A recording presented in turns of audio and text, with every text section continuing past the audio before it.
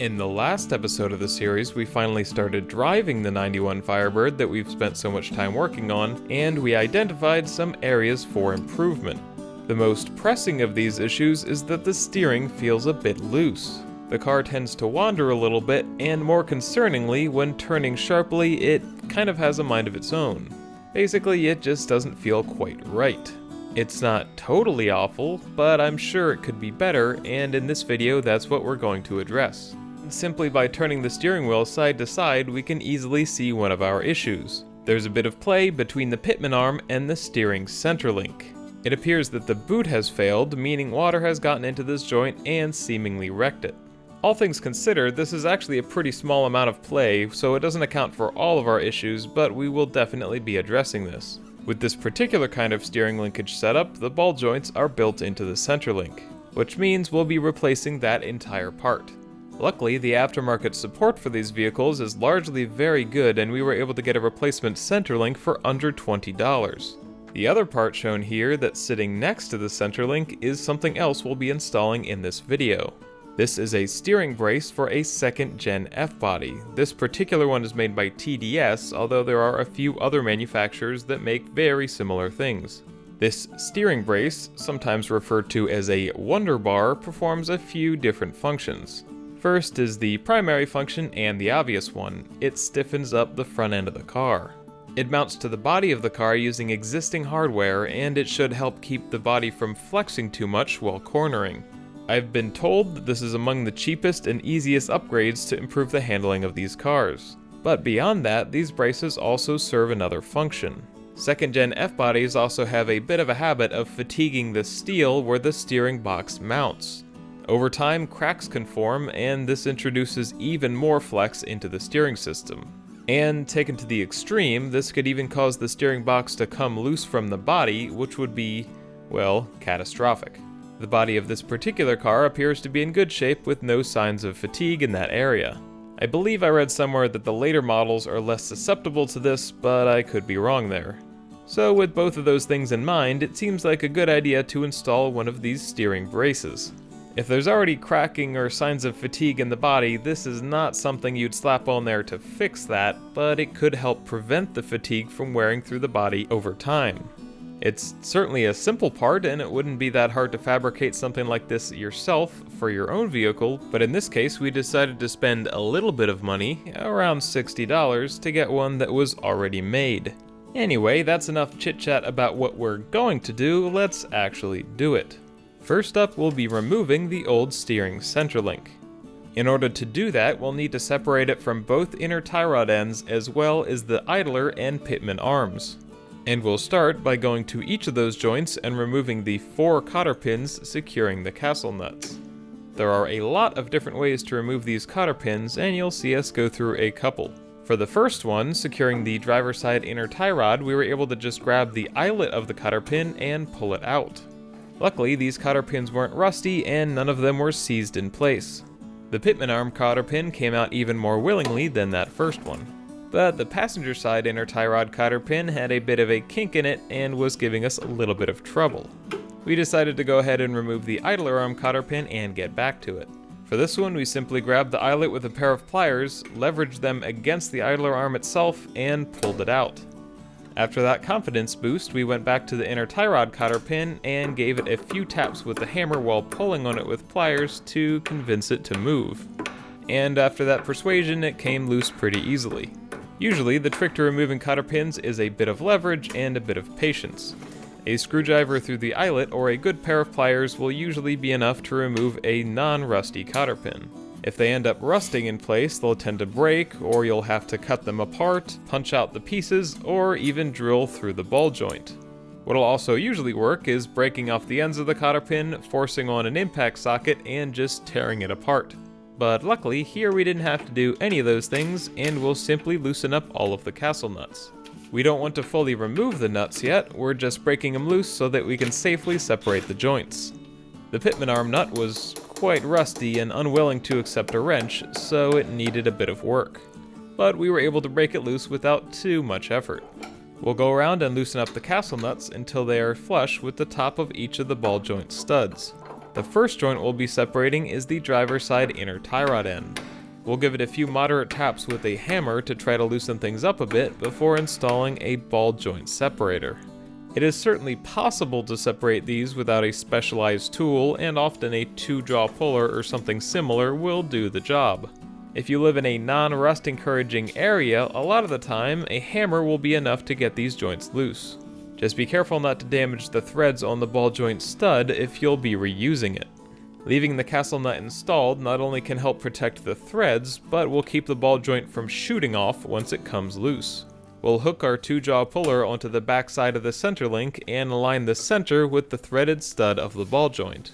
Then we're able to give it a few turns with a wrench, and with a pop, the joint separates. All things considered, that went quite easy, and when we go to install the 2-jaw puller onto the other inner tie rod, we realize that the shock from that first one had actually knocked it loose as well. This is all going remarkably well so far. Next, we need to separate the center link from the idler and pitman arms. That large 2-jaw puller would be difficult to use here because of the space that's available. Although when working with stuff like this, do remember that these are steering links, and that means they are mobile. So if you need a little bit of space one way or the other, you can always turn the steering wheel a bit to reposition things. We actually have a ball joint separator set, so we'll just grab a different type of separator, get it in place, and tighten it up. And just like that, the pitman arm has also been separated.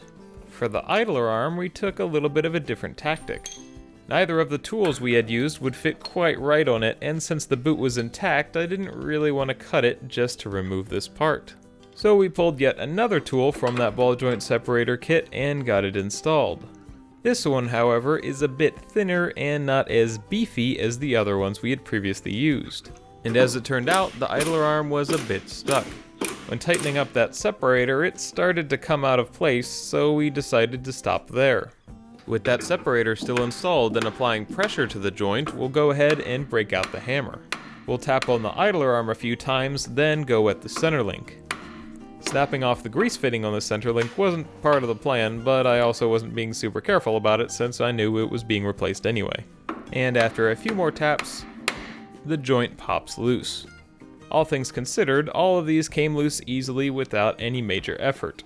We've dealt with some severely seized steering and suspension joints over the years, so it was nice to work with some that were behaving. Now that all the joints are loose, all that's left is to remove the castle nuts and drop the center link out of the car. 3 of the 4 came loose without issue, but the pitman arm was a bit stuck. This is because that joint was so worn and loose that turning the nut was turning the whole stud. To hold the ball joint in place, we'll pull down on the other end of the center link to leverage against it, and then we can remove the castle nut.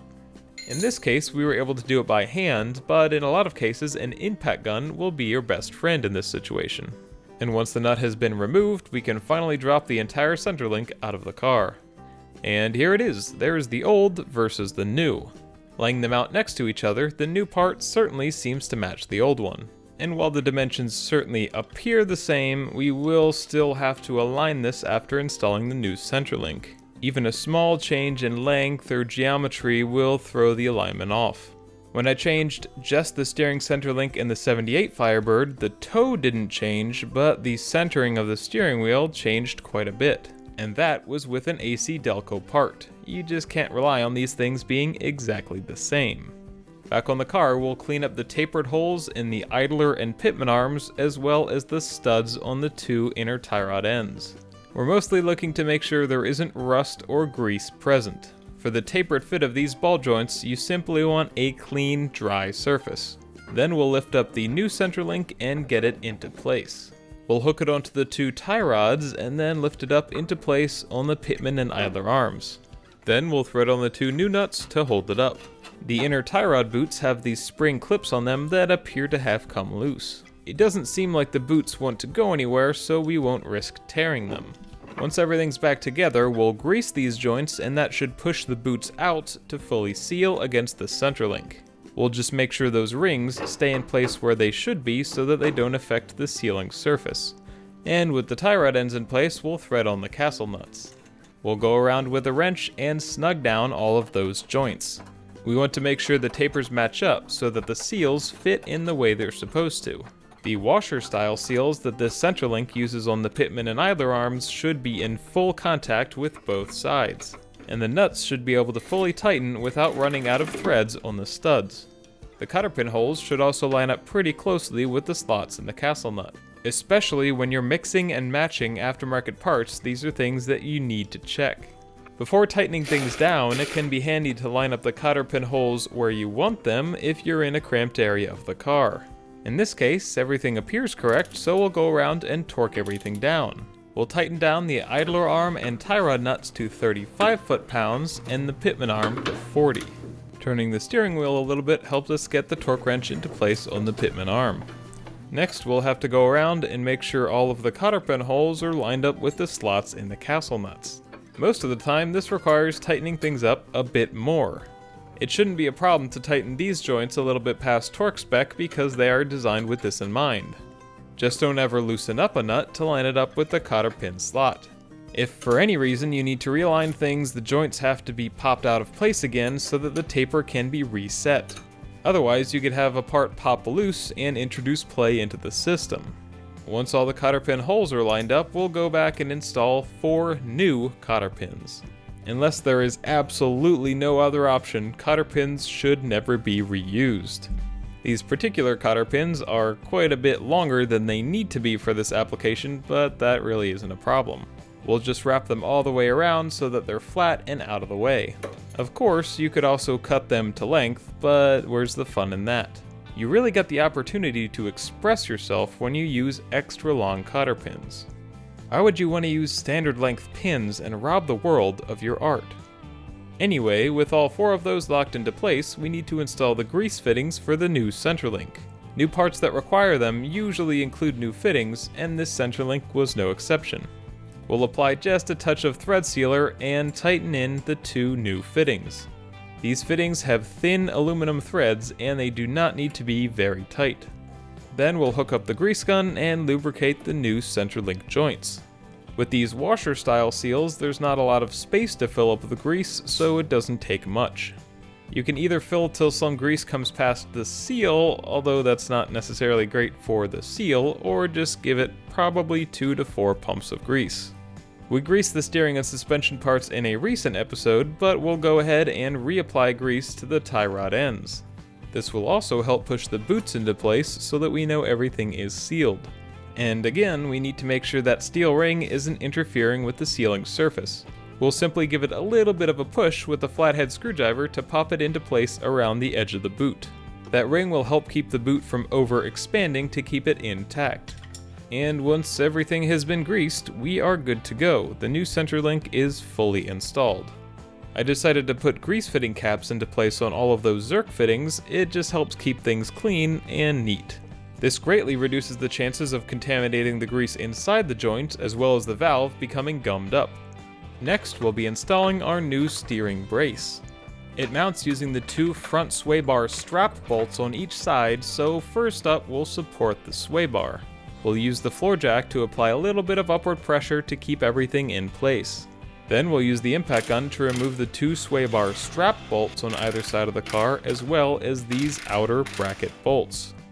This particular steering brace mounts using all 3 of these bolts on either side. The impact makes short work of those bolts, and pretty soon we have them all removed. The only thing holding the sway bar up against the body is the floor jack. So we'll lower the floor jack down a bit to pop the bar out of place and make room for the steering brace. The brace slides right in between the sway bar and the underside of the car. The first bolt we'll put in is that outside one on each side that's just holding the bracket to the body of the car. We'll apply a little bit of anti-seize to these bolts and get them threaded in but not snugged down. Then we'll use the floor jack to lift the sway bar back into place and thread in all 4 of its bolts. We're really just getting all of the bolts started. We want to make sure everything threads in before tightening any of them down. And now that everything's held in place, we can remove the floor jack. And we'll examine our work, or how little of it there was, because that's one of the easiest parts we've ever installed on any car. The sway bar straps are lined up, flush, and the tabs on the straps are lined up with the holes in the brace. Everything looks good, and we're ready to torque those bolts down. but it would be best to do so with the car on the ground and the suspension loaded. Any car body will have a certain amount of flex to it, and a 2nd Gen F body sure has its fair share. So it would be best to tighten these bolts up with the car in its neutral, natural resting state. This also prevents unnecessary rotational stress on the rubber bushings for the sway bar. So with the car back on the ground, we'll go around and tighten all 6 of those bolts. We will torque each one to 28 foot-pounds. The Haynes manual calls for 25, but the instructions for this steering brace calls for 37. 37 strikes me as a little bit high, so we went for the middle ground of 28 plus the extra lubrication of the anti-seize, so I think we should be okay. And just like that, our new steering brace has been installed. Unfortunately, since we're working on the steering in several different ways at the same time, it'll be hard to say exactly how much of an effect this brace had, but it was very easy to install and it certainly isn't hurting anything. It should help make the car a bit more rigid and prevent the steering box from creating issues in the future. The last steering issue we're going to address, well, at least before aligning the car again, is the looseness in the steering box. This car is 28 years old and has at least 200,000 miles on it, so it's no surprise that the steering box has worn in a little bit over the years. For this video, we'll start off by doing the most basic gearbox adjustment, which is setting the sector lash. For this, we'll turn the steering wheel as the front end of the car is off of the ground. It's not really something you can see in a video, but what I'm doing is feeling for how much tension there is at the center of travel for the steering wheel.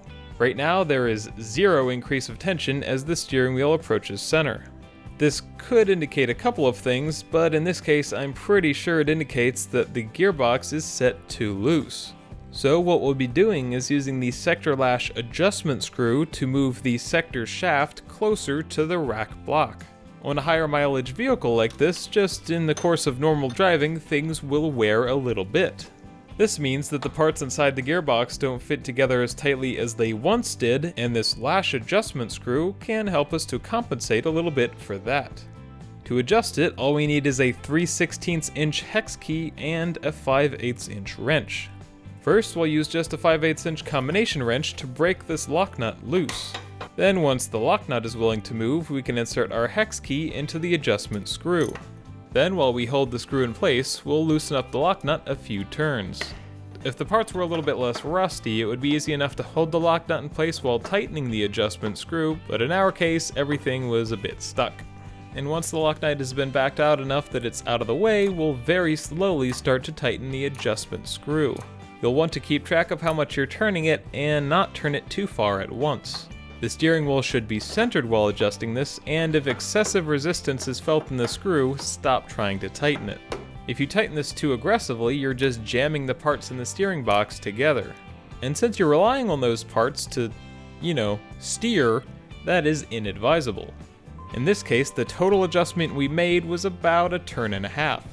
We'll tighten the screw just a little bit at a time, and then keep going back to check the feel of the steering wheel.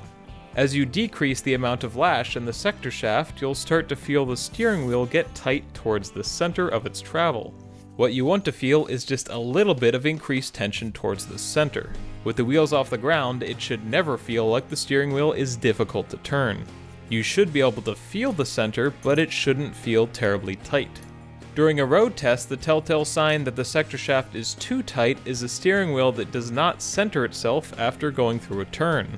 This will cause excessive wear on parts, and if it's adjusted any farther than that, you can cause binding in the steering system, which is definitely not good when you're trying to be in control of the vehicle. Adjusting the steering box in this way is kind of a guess and check situation, but in my experience it will get you the best result. It's also possible to do this without lifting the front of the vehicle off the ground, just by adjusting it a very small amount and feeling how much resistance the steering wheel has through a turn. In fact, after driving for a while with this initial readjustment, parts will most likely settle and wear in a little bit more and need a little bit more readjustment.